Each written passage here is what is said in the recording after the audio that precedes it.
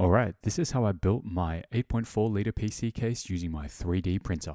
Get the 3D printer going and combine parts that I couldn't print in a single print, and I'm here removing some supports. Now that's done, I can attach the different sides of the case using screws, and now I've got 3 of the 4 walls here.